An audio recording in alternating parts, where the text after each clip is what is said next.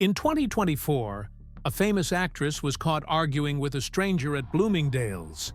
The reason? She insisted on using a coupon. Security footage shows her pulling out a stack of discount papers like it was 1985. But she's worth over $30 million. This is just one of many stories Hollywood doesn't want you to know. We discovered A-list celebrities riding public buses, living in tiny apartments, and making their own toothpaste from clay. One Oscar winner hasn't bought new clothes in years. Another refuses to own a car and walks everywhere.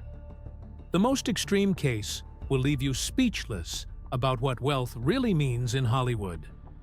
Number 10. Keanu Reeves. For someone with a face recognized in every corner of the world, Keanu Reeves moves like someone with nothing to prove. His fame began with a goofy, lovable time traveler in Bill and Ted's Excellent Adventure, a role that could have boxed him in forever. But it didn't. He broke out again in Speed, then changed the game completely with The Matrix. That film alone redefined action cinema and made Keanu a global icon. And just when everyone thought he'd peaked, he reinvented himself again with John Wick, a relentless, stylish action saga that somehow made a grieving hitman feel human. By 2024, his career had spanned decades and stacked up close to $400 million in net worth. But here's the twist. He still lives like a guy who'd split a sandwich with you on a park bench. He doesn't own mansions on every continent. He doesn't collect Ferraris. He rents apartments. He rides public transport. He packs light. When he's not filming, he's often seen alone, carrying his own bag, grabbing coffee like it's just another Tuesday. People talk about minimalism like it's a lifestyle trend. For Keanu, it's just life. And that life includes acts that don't make headlines the way movie premieres do. Like the time he sat on a sidewalk and shared food with a homeless man for over an hour, or when he drove a stranger 50 miles home because her car broke down. He doesn't do these things for likes or press. He doesn't even mention them. Others do. Like the stunt team from John Wick, who were shocked when Keanu gave each of them a custom Rolex after filming Wrapped. Or the children's hospitals that have received millions from his private foundation, one inspired by his sister's fight with leukemia. Most people didn't even know the donations came from him until years later. Reeves sums it up best. Money doesn't mean anything to me. I've made a lot of money, but I want to enjoy life and not stress myself building my bank account. I give lots away and live simply. We all know that good health is much more important. Number 9. Christian Bale. Christian Bale, the actor who gave us a Batman that oozed mystery and power, could have anything he wanted. But instead of clinging to Hollywood luxury, he chose a quieter path. It's strange when you think about it. This is the same guy who transformed his body so completely that entire roles seemed built around his bones. One moment, he was a rail-thin insomniac in The Machinist, barely clinging to 120 pounds. The next, he was packing on muscle as Batman, saving Gotham with growls and gadgets. In American Psycho, he made Patrick Bateman terrifying and charming all at once, earning millions while doing it. And then he turned around and lost weight again for The Fighter, playing a twitchy ex-boxer with hollow cheeks and wild eyes. That role won him an Oscar. That body of work earned him over $120 million. But none of it ever seemed to change him. He still lives in Brentwood, in a home that's nice, but not the kind you'd expect from a man who helped bring in billions at the box office. His house isn't some sprawling estate with golden gates and robot butlers. It has a library, a pool, and just enough room to breathe. He shops for his own groceries. He fixes things around the house himself. There's no celebrity bubble, no parade of assistants or stylists in his shadow. Just him, doing life like he's trying to stay invisible. Even when he's on set, he doesn't chase comfort. While filming in far-off places, he's been known to turn down luxury villas and pick basic, no-frills lodging instead. During a trip to China in 2011, he tried to visit a blind human rights activist and got into a confrontation with the guards. Not for publicity, not for show, just because he believed it was the right thing to do. He said before that wealth means nothing to him, and when he says it, you believe him. Not because it's poetic or rebellious, but because he backs it up every day. He doesn't chase the spotlight, he turns away from it. He once told GQ that success, for him, is being able to look back on life and say, "I did everything I wanted without compromise." That's the heartbeat of who he is. Number 8. Jennifer Lawrence. The moment Jennifer Lawrence stepped into Katniss Everdeen's boots in The Hunger Games, the world couldn't look away. That role made her a star almost overnight. The movies made billions, and Jennifer became a household name. Then came Silver Linings Playbook, and suddenly, she wasn't just popular. She was an Oscar winner at 22, the second youngest in history.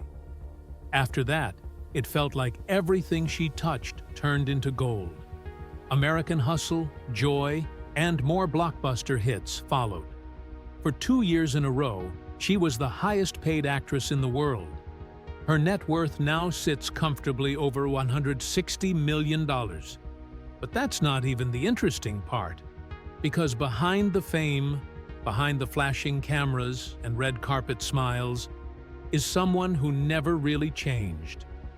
At 14, she moved to New York to chase a dream. She didn't arrive with luxury.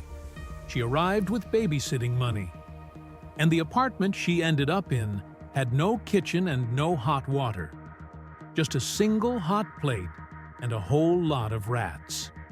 At night, they came out of the walls, but she didn't run. If the rats ate part of her bread, she'd cut around it and eat the rest. "I got to the point where I was literally sharing food with a rat," she said once. Her dad visited her once and saw the place. That's when he realized she wasn't playing around. She was serious. And even after all the awards and money, she stayed the same. No mega mansions, no parade of sports cars. She lives in small, simple places. An ordinary apartment in New York, a condo in LA, or her family's house back in Kentucky.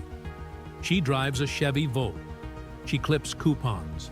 She shops at thrift stores. She donates millions to children's hospitals and anti-hunger programs. In 2016 alone, she gave $2 million to help build a heart unit for kids. For her, money was never the goal. "Happiness isn't in stuff," she once said. "It's in your relationships, in your experiences." Number 7.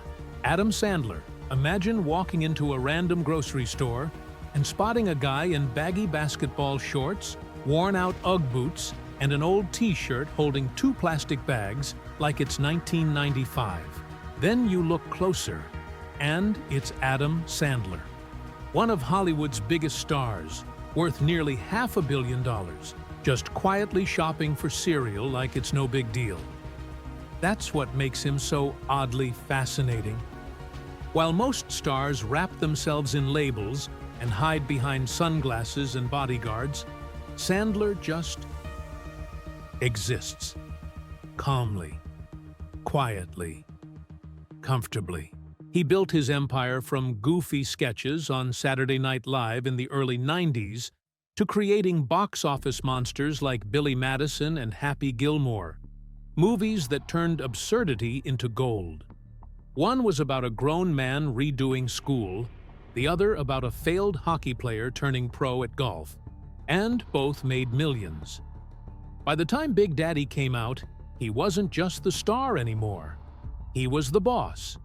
His own production company, Happy Madison, was up and running, and the world couldn't get enough of his laid-back charm. He made silly movies with his friends, and people paid hundreds of millions to watch. Grown-ups alone brought in $271 million. And through it all, he stacked up properties, deals, and Netflix specials until his net worth hit $500 million. He was on Forbes' highest-paid list, raking in over $70 million in a single year. And yet, even at the peak, he still showed up to red carpets in shorts. In August 2024, when most stars showed up to a Netflix special premiere in tailored suits and polished shoes, Sandler strolled in wearing sneakers and a hoodie, looking slimmer than usual. He'd lost 25 pounds because his daughters told him to take care of himself. Not because a stylist demanded it. Not because a contract required it. Just because family asked. He doesn't follow fashion. He barely acknowledges it. He once said he dresses for comfort, not style. And that honesty, that anti-fashion attitude, is what people love. He's been spotted in clearance rack t-shirts, playing basketball at public parks 5 times a week, or tipping quietly at low-key restaurants. No drama, no luxury cars with butterfly doors, just an old Cadillac and a warm heart. He'll gift a Maserati to a friend, then hop in his own basic ride and head home. Number 6. Robert Pattinson. Robert Pattinson could have easily become just another Hollywood cliché. He had the face, the fame, the fortune. But instead of chasing gold-plated mansions or champagne-drenched parties, he did something most people never saw coming. His breakout moment came when he played Cedric Diggory in Harry Potter and the Goblet of Fire. That alone could have made him a household name. But just a few years later, the Twilight Saga happened, and that changed everything. Suddenly, he wasn't just famous, he was world famous. By the time the final film hit theaters, the series had earned over $3.3 billion. His face was on posters, lunchboxes, gossip blogs, and screaming fans' t-shirts. But behind the scenes, Pattinson wasn't living like someone riding the wave of blockbuster riches. Early on, even after Twilight, he kept things small. A modest apartment in Soho, quiet music sessions in London bars, the kind of life you'd expect from a struggling artist, not an A-lister with millions in the bank. And when he did decide to buy a home in LA, it wasn't some showy palace in Beverly Hills. It was a 1,940 square foot Spanish-style house tucked away in the Hollywood Hills. Just 2 bedrooms, 2 bathrooms, surrounded by trees, quiet, private. He bought it in 2014 for around $2.1 million. Not exactly spare change, but nowhere near what his celebrity peers were spending. He lived there for nearly a decade, before quietly selling it in 2023 for $3 million. No flashy listing, no headlines, just gone. That same year, his life shifted again. He welcomed his first child with Suki Waterhouse. He upgraded to a slightly bigger home nearby, 3 bedrooms, about $5.3 million. Still not excessive, especially for someone with a net worth north of $100 million. Even now, Pattinson stays far away from Hollywood extravagance. You won't see him at yacht parties or bragging about designer kitchens. He'd rather make his own dinner, even if that dinner sounds like something a sleep-deprived college student might invent at 2 a.m. He once described a meal he made using a lighter, a microwave, sugar, cheese, and cornflakes. He called it piccolini cuscino and said it was a fast food idea. In reality, it was an explosion waiting to happen. He tried to sell the idea during a 2020 GQ interview, but gave up halfway through, laughing at himself. That same interview had him casually mentioning how he sometimes just eats straight out of a tuna can, with Tabasco poured inside. Number 5. Kieran Culkin. Kieran Culkin didn't grow up in a world of red carpets and designer suits. He grew up in a crowded apartment with 7 siblings, the kind of home where the furniture never quite matched, and privacy didn't really exist. He was the quieter brother, the one standing just outside the spotlight, while his older sibling, Macaulay Culkin, became the face of Christmas movies across the globe. But Kieran had his own spark, and that spark lit up the screen when he was just 8 years old, playing the soda-guzzling cousin Fuller in Home Alone. It wasn't a big part, but it was enough to get him started. That tiny role led to a few more, like Father of the Bride and The Cider House Rules, where he blended into the background without much fuss. Then something changed. In 2002, he stepped into the shoes of a messed-up rich kid in Igby Goes Down, and suddenly people noticed. His performance was raw, uncomfortable, and honest. Critics loved it. He earned a Golden Globe nomination and even won a Critics' Choice Award. But he didn't become a superstar overnight. Instead, he vanished into indie films and side characters, content to stay a little outside the noise. Then came Succession. His character, Roman Roy, was a mess. Sarcastic, insecure, reckless, and, weirdly, charming. Kieran didn't just play Roman. He lived in his skin. Audiences couldn't look away, and neither could award shows. He picked up an Emmy in 2023 for a gut punch of an episode called Church and State.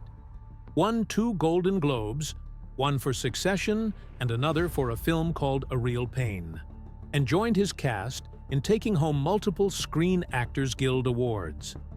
By the time Succession hit its 3rd season, his paychecks had ballooned to $350,000 per episode.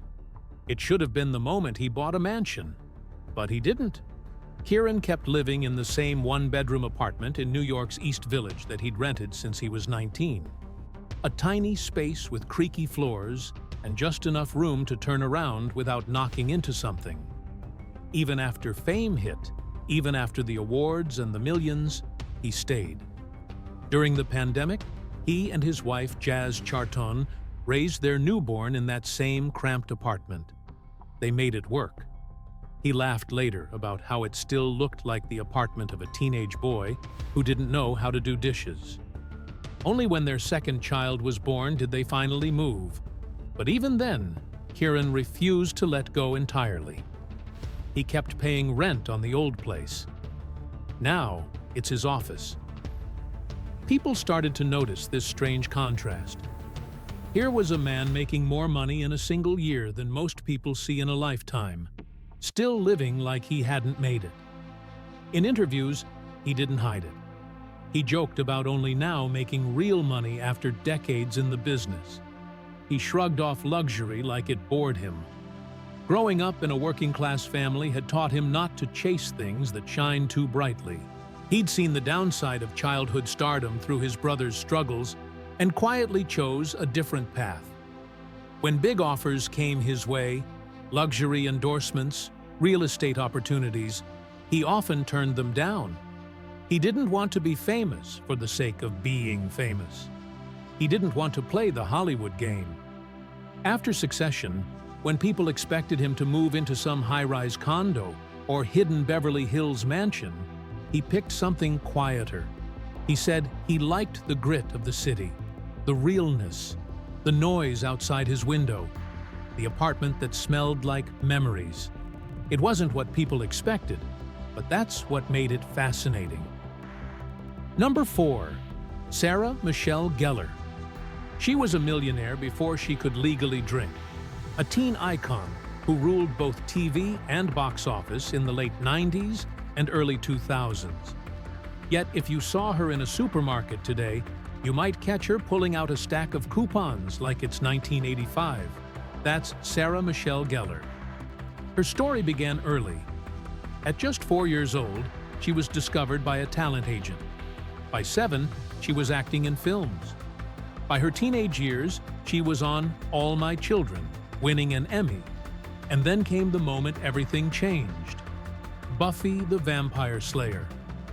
144 episodes, 5 million viewers per week, a Golden Globe nomination, and the kind of cultural footprint most actors dream about. She was Buffy Summers, and she was everywhere. Movie offers flooded in. Horror, romance, thrillers, she did them all. I Know What You Did Last Summer, Scream 2, Cruel Intentions, Scooby-Doo. These weren't just hits, they were box office gold. She wasn't just famous, she was bankable. And the numbers proved it. Millions earned, millions watched. Then, The Grudge sealed her place in horror royalty. But even then, when the checks were bigger than most people's life savings, Sarah hesitated. She didn't buy a car after her first big Buffy paycheck. She waited until season 2. She watched other young stars lose everything and swore she wouldn't be next. And she wasn't. In 2018, she casually told CNBC, "I cut coupons to this day." People laughed. Some rolled their eyes. But she wasn't joking. She really does it.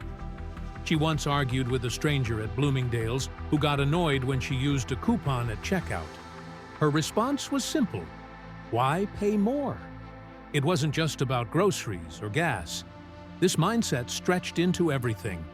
She'd go back to the store multiple times before buying a leather jacket. She'd research gas prices to the cent. Even with a successful food company under her name and a net worth above $30 million, she stayed grounded. Her husband, Freddie Prinze Jr., sometimes tries to talk her out of it. But this isn't just a habit. It's a philosophy. She wants her kids, Charlotte and Rocky, to understand the value of money. That success isn't about spending. It's about knowing when not to. Number 3. Matthew McConaughey. Matthew McConaughey has everything you'd expect from a Hollywood star. He's an Oscar winner, a box office magnate, and worth well over $160 million, but the way he chooses to live doesn't fit the Hollywood mold at all. While many actors surround themselves with red carpets, designer homes, and personal chefs, McConaughey's life feels more like something out of a road trip journal than a celebrity magazine. He first grabbed attention back in 1993 with just 3 words: "All right, all right, all right," in Dazed and Confused. That line stuck to him like a tattoo. 3 years later, he was the lead in A Time to Kill, playing a young lawyer in a racially charged case. The film made over $150 million and proved he wasn't just another laid-back guy with a Texas drawl. But instead of sticking to heavy dramas, he danced his way through a series of romantic comedies. The Wedding Planner and How to Lose a Guy in 10 Days turned him into a household name. Both made more than $100 million, and by then, everyone knew who he was. Still, McConaughey wasn't content. He took a hard left in 2013 with Dallas Buyers Club, transforming his body and his image. He lost 40 pounds to play Ron Woodroof, a man fighting AIDS in the system. The role won him an Oscar. Then came Interstellar, where he flew into space as Cooper, a father trying to save humanity. It pulled in nearly $700 million worldwide. Add to that The Lincoln Lawyer and Magic Mike, and it's clear. He can shift from courtroom to cosmos to strip club without ever looking out of place. But here's where things get strange. In the best possible way. With all that money and fame, you might expect him to live in a Beverly Hills palace, with infinity pools and gold-trimmed sinks. Instead, he left Los Angeles. He moved to Austin, Texas, where he and his wife Kamala Alves bought a Spanish-style house for $6 million. It's big, sure, but it's not flashy. What's even more surprising is how often he chooses to live in a trailer. Not temporarily, not for a film, just because he likes it. Back in 2007, while his house was being built, he lived full-time in a 28-foot Airstream worth about $65,000. He didn't do it for a publicity stunt. He did it because it felt right. Even after the house was done, he parked multiple trailers around the property, turning it into a little village of freedom and weird charm. Inside, it's not decorated with velvet or marble. Think earth-toned blankets, a few dream catchers, and enough space to breathe. It's more about comfort than luxury. He wakes up with the sun, drinks kombucha, gets nearly 10 hours of sleep every night, works out outdoors, and if you ask him why, his answer is simple. I keep things simple. Another time he said, "My life is a road, man. I need to keep moving." That's not just a metaphor. It's how he lives. He believes Texas keeps him grounded, where time feels like it's moving at the pace it's supposed to. One story really says it all. In 2007, McConaughey wanted a particular house in Malibu. Instead of sending a team or calling an agent, he knocked on the door himself. The house wasn't even for sale. He offered the owner $10 million. But while it was being renovated, he still lived in his trailer. That's the kind of contradiction he lives in and thrives in. He's not just about himself either. In 2008, he started the Just Keep Livin' Foundation to help at-risk teens. It now supports programs in more than 50 schools. It's another part of his life that runs on values, not headlines. Number 2, Shailene Woodley. Shailene Woodley didn't just grow up in Hollywood, she surprised it. At 16, she was playing a pregnant teen in a TV drama that ran for 5 seasons. It wasn't just another show. It dealt with serious things, and people noticed her. Then she showed up in a film with George Clooney, not just holding her own, but stealing scenes. A Golden Globe nomination followed. She was just getting started. When she appeared in The Fault in Our Stars, everything changed. It was one of those movies that breaks your heart and leaves you grateful. She played a girl with cancer and made people cry all over the world. The film made over $300 million, but more than that, it became part of people's lives. Right after that, she led a sci-fi trilogy that pulled in more than $750 million.